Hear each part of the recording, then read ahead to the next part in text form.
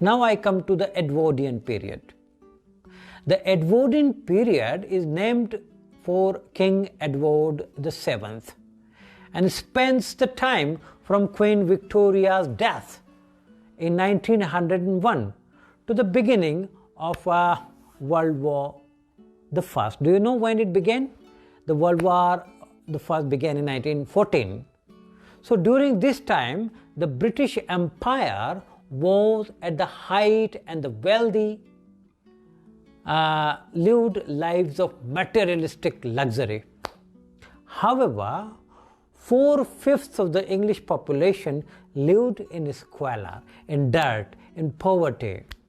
The writings of the Edwardian period reflects and the comment on these social conditions. The ambivalence and restlessness of the new millennium were to find representation earlier than expected in the boundaries of Edwardian literature itself.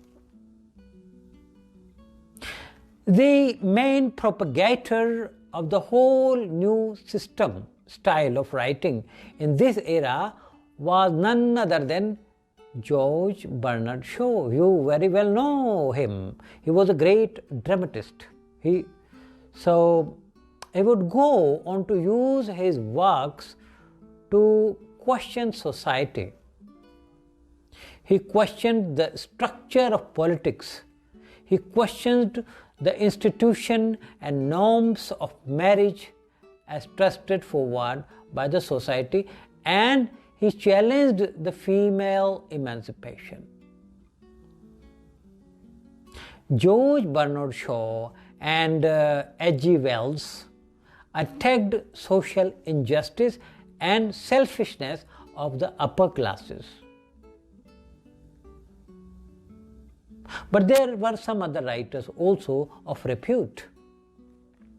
Other writers of the time include William Butler Yeats, Joseph Conrad, Rudyard Kipling, Henry James, and E.M. Forster, who wrote A Passage to England, to India. Now let's talk about the Georgian poetry. The Georgian period refers to the period of British literature that is named for the reign of George V, who was born in, this period covers from 1910 to 1936. Many writers of the Edwardian period continue to write during the Georgian period. This era also produced a group of poets known as Georgian poets. These writers, now regarded as minor poets, were published in 4 anthologies entitled Georgian Poetry between 1912 to 1922. There were 4 anthologies published, and the name of those anthologies were Georgian Poetry. So the Georgian poetry is rural in subject matter, delicate in manner, and traditional in form and technique. So now I come to the modern period. The modern period applies to British literature written since the beginning of the First World War, that is in 1914. It is generally agreed that the modern age ended in 1939. The important facts which influenced the literature of this period are the Victorian peace and Victorian order was no more now. Unrest and violence engulfed life after the First World War. Imperialism became a disturbing fact in the world. For colonial supremacy, European nations engaged in rivalry that led to the First World War, as everybody knows it, which lasted from 1914 to 18. This war marks the end of the Victorian optimism.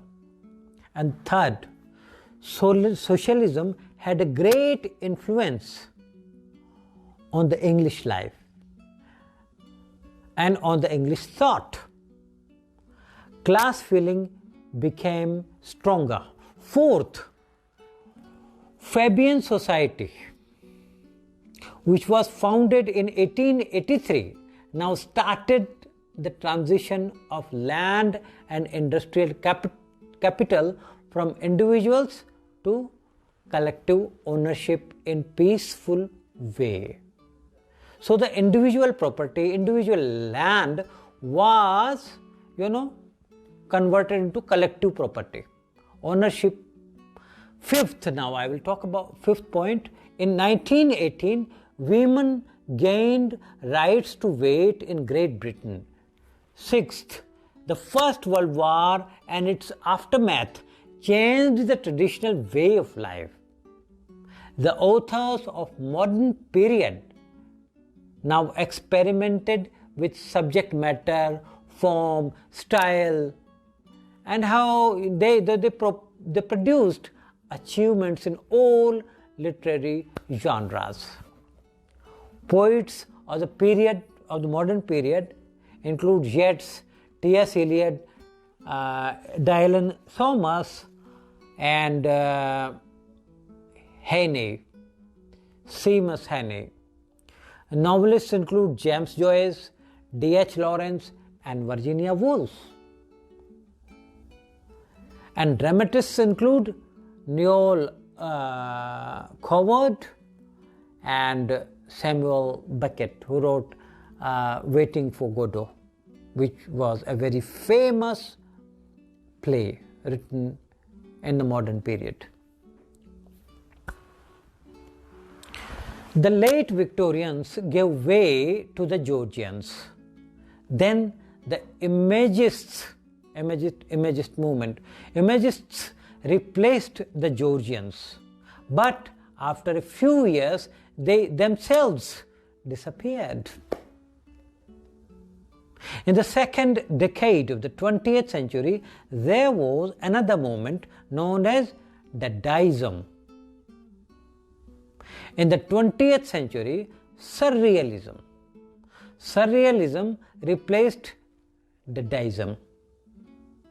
There have also been experiments with Impressionisms and Expressionism. So I will discuss Expressionism and Impressionism in the other videos very soon. The disillusionment of the hope for the better world following the First World War finds expression in the poetry of the modern period. New writers in the 1930s find socialism and communism as a possible solution to overcome the economic depression caused by the First World War. If you have read about the economic depression which began in 1930, you will easily understand these things. With the change of subject and attitude, the poetic techniques have also been changed in the modern literature.